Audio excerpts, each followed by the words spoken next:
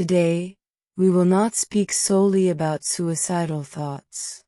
We will discuss human suffering when it reaches such a profound level that a person no longer finds reasons to go on living. Suicide cannot be understood as stemming from a single cause. To reduce it to a chemical, psychological, or moral issue is to overlook the complexity of human existence. Every story is unique, yet all deserve to be heard. What happens when a person loses their health, their job, their life's purpose, their connections, or their dignity? What happens when they feel they are no longer seen? What happens when society demands they keep fighting while doors remain closed to them? These questions do not seek to justify suicide. Rather, they aim to understand suffering before judging it. For no prevention policy will be effective if it merely attempts to avert death without asking how we are allowing so many people to lose their reasons for living.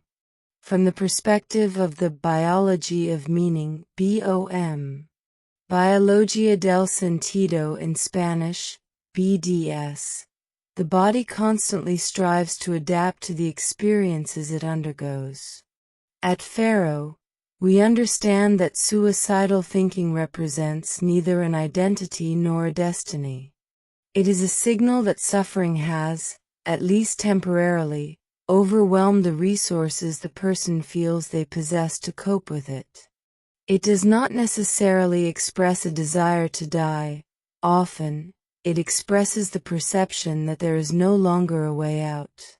And that distinction is profoundly human.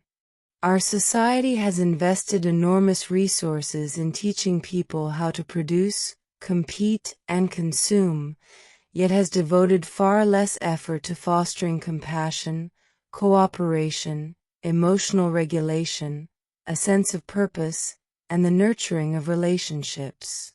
We have learned to treat illnesses, but we still devote far less effort to cultivating the conditions that foster human flourishing. Instead of teaching how to cultivate positivity, we are taught how to treat negativity. Carl Gustav Jung wrote that most profound crises are also crises of meaning. When a person no longer recognizes who they are, their purpose in life, or their place in the world, the suffering can become unbearable. The problem is not always the pain itself. Often, it is the feeling that the pain no longer holds any meaning. Ken Wilber reminds us that human beings are not merely biological organisms. We are body, mind, emotions, relationships, culture, and consciousness. Therefore, an intervention that is exclusively pharmacological or exclusively psychological may prove insufficient if the person continues to live in conditions that destroy their hope. The ethics of care. Here, Faro engages in dialogue with thinkers such as Adela Cortina, Victoria Camps, José Ferreira Moura, and Aristotle, all philosophers. A truly ethical society does not limit itself to curing diseases, it also protects dignity, fosters inclusion, creates opportunities, and builds bonds.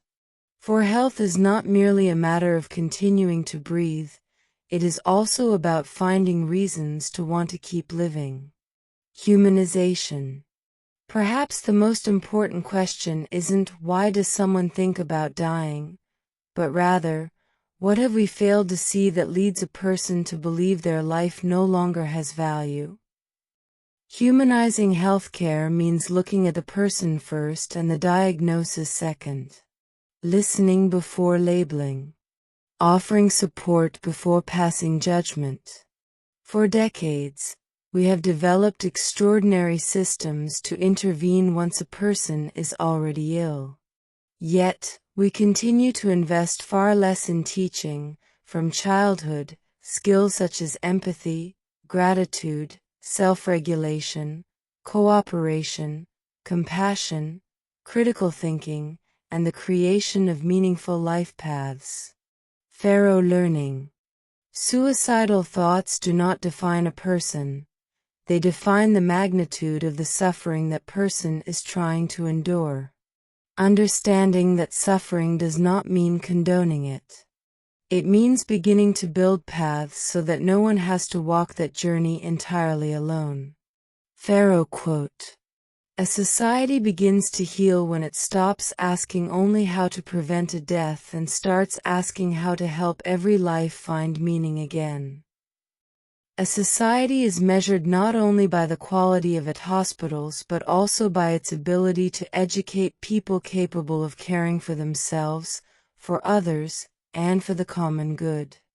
Health promotion is not just about preventing disease, it is about educating people capable of building a life that is dignified, conscious, compassionate, and meaningful. Subscribe to this channel and the YouTube channel for more content, and please leave a like. Comment on and share this video to raise collective awareness. Study the comprehensive Pharaoh method with ECEL Pharaoh.